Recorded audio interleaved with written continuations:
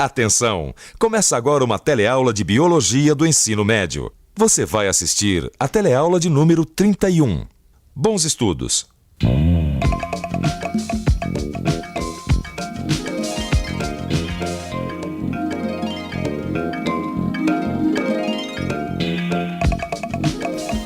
Mesmo quando não estão comendo, os bois e as vacas passam várias horas por dia mastigando. Engraçado. Ela não tá comendo nada.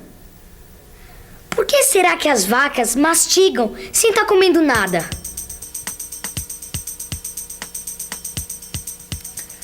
E você tem ideia por que o gado mastiga tanto mesmo quando não está ingerindo alimento? Na teleaula de hoje, você vai ver como se dá a alimentação do boi e da vaca. E vai ver por que eles passam várias horas por dia mastigando, mesmo quando não estão comendo.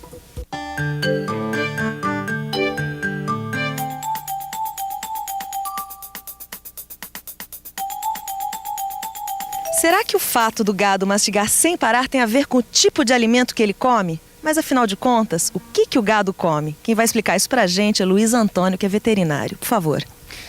A base da alimentação do gado são as folhas de vegetais, como essas daqui, ó. Certo, folhas de vegetais. Mas será que o gado não perde peso comendo só folhas de vegetais? É exatamente esse o tipo de alimento que a gente come quando está querendo emagrecer, porque as folhas de vegetais têm pouca quantidade de calorias. Agora, os criadores não vão querer que o gado perca peso.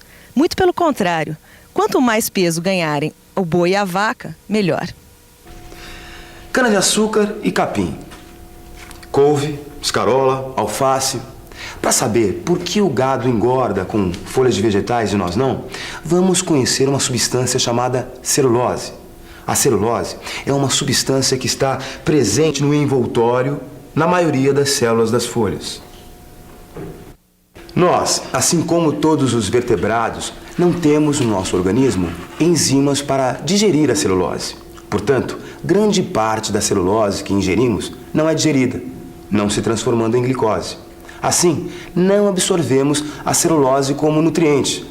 Por causa disso, para nós, as folhas dos vegetais são alimentos muito pouco calóricos. Quando comemos folhas, aproveitamos muito pouco o material que ingerimos. E os bois e as vacas, como é que eles aproveitam a celulose das folhas dos vegetais? Uma das peculiaridades dos bois, das vacas e de alguns outros herbívoros que permite esse aproveitamento dos vegetais é uma associação com os micro-organismos que vivem no estômago desses animais. É que esses micro-organismos, ao contrário dos vertebrados, são capazes de produzir uma enzima que digere a celulose. Essa enzima é chamada de celulase. Só que o aproveitamento dessa associação com os micro-organismos também depende de certas peculiaridades da divisão do estômago dos bois e das vacas.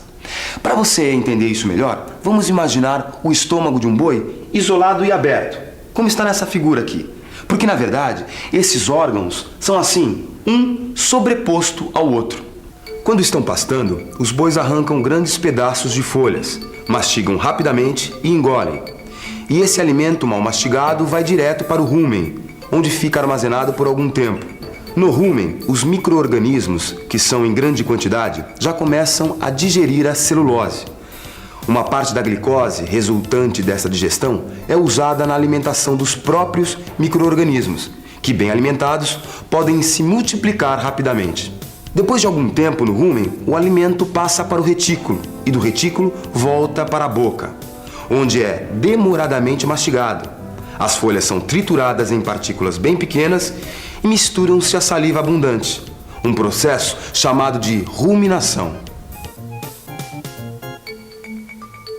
Nessa primeira etapa da digestão, o alimento passa pelo esôfago, rúmen, retículo e de novo pelo esôfago. Quando volta para a boca, o boi começa o processo de ruminação, mastigando por mais algum tempo o alimento que já passou pela primeira fase da digestão. Mãe! E é, Dudu? Vem cá! Que foi, filho? Ô, mãe, depois que o boi rumina o alimento, o que acontece? Ora, Dudu, aí o boi engole o alimento outra vez. E o que acontece quando o boi engole o alimento pela segunda vez? O alimento volta para o rúmen, onde fica por mais algumas horas.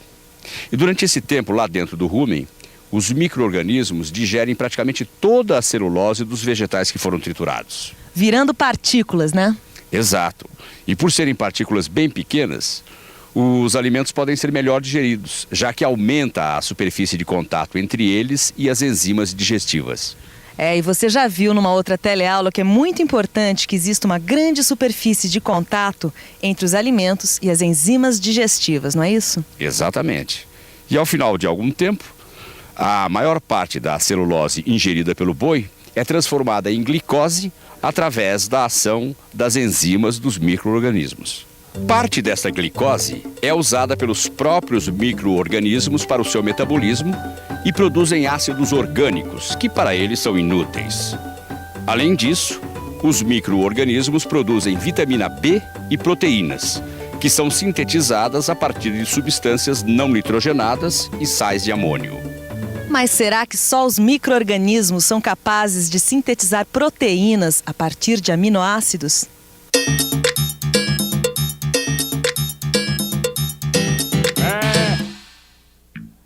Sabia que todos os indivíduos são capazes de sintetizar proteínas a partir de aminoácidos?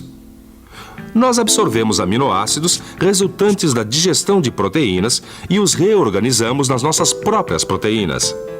A diferença dos micro-organismos dos ruminantes é que eles são capazes de utilizar sais nitrogenados e sintetizar aminoácidos e proteínas. E as proteínas que os micro-organismos sintetizam também servem de alimento para os bois.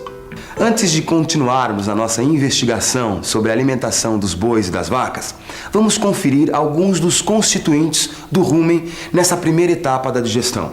A glicose, produzida pela digestão da celulose feita pelos micro-organismos, os ácidos orgânicos, produzidos pelos micro-organismos, a vitamina B e as proteínas, também produzidas pelos micro-organismos, e os micro-organismos e a celulose não digerida.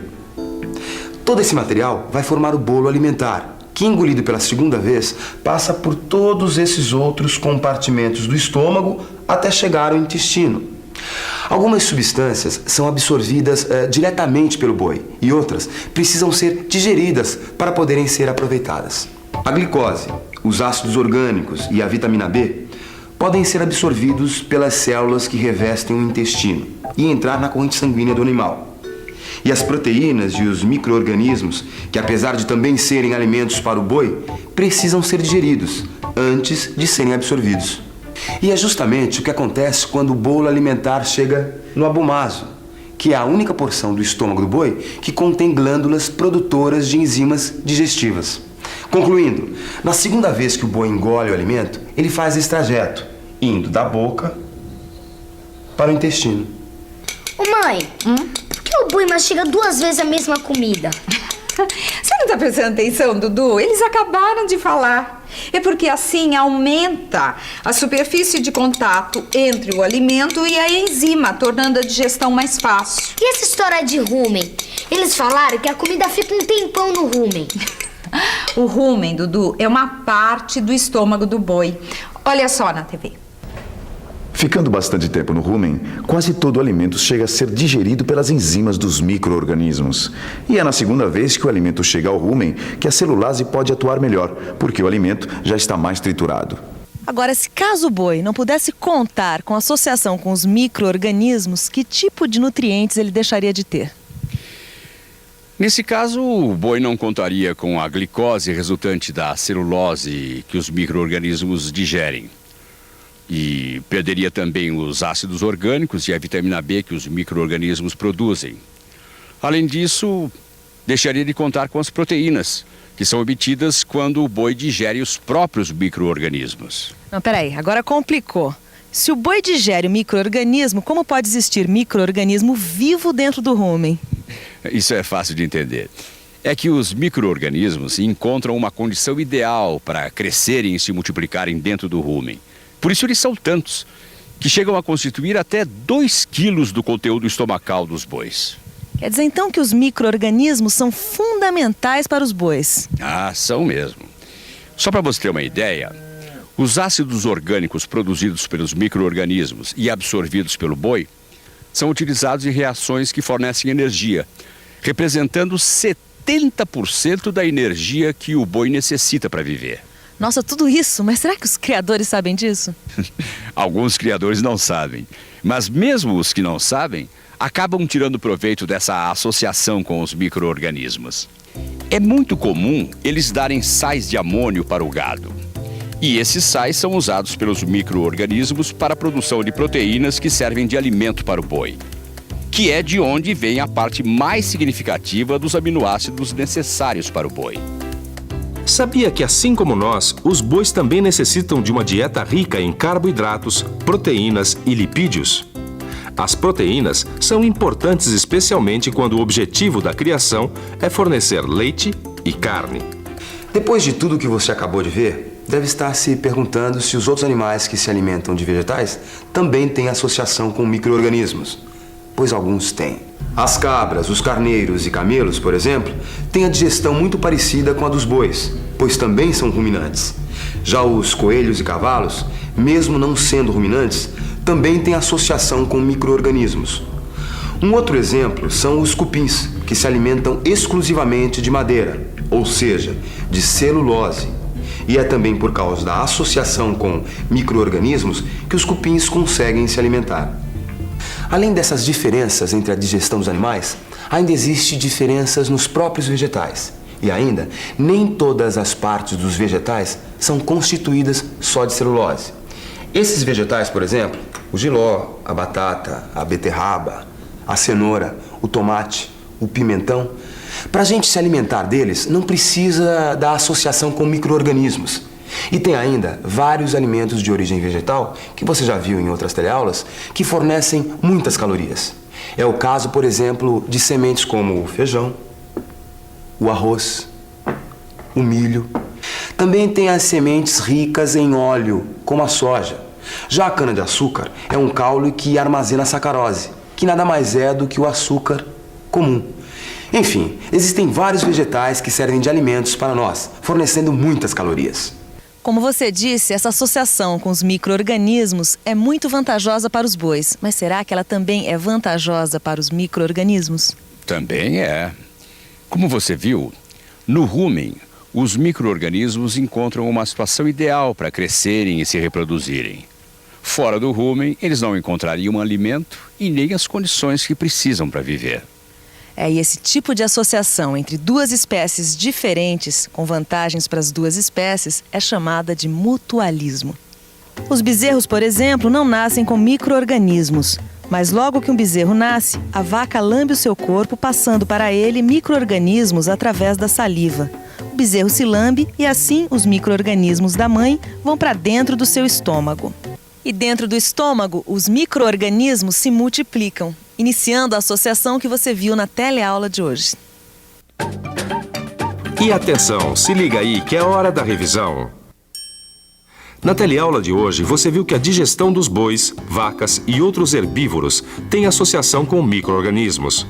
E que esses micro-organismos são fundamentais para o aproveitamento da celulose e ainda de ácidos orgânicos, vitaminas e proteínas produzidas pelos próprios micro-organismos. Viu que o rumen é um local ideal para os micro-organismos viverem e se reproduzirem. E que a associação com os bois também é vantajosa para os micro-organismos. Esta associação com vantagem para os dois lados se chama mutualismo. Agora é com você. No seu livro você vai encontrar vários exercícios que vão te ajudar a entender melhor a digestão do boi e de outros animais. Bons estudos e até a próxima. Tchau.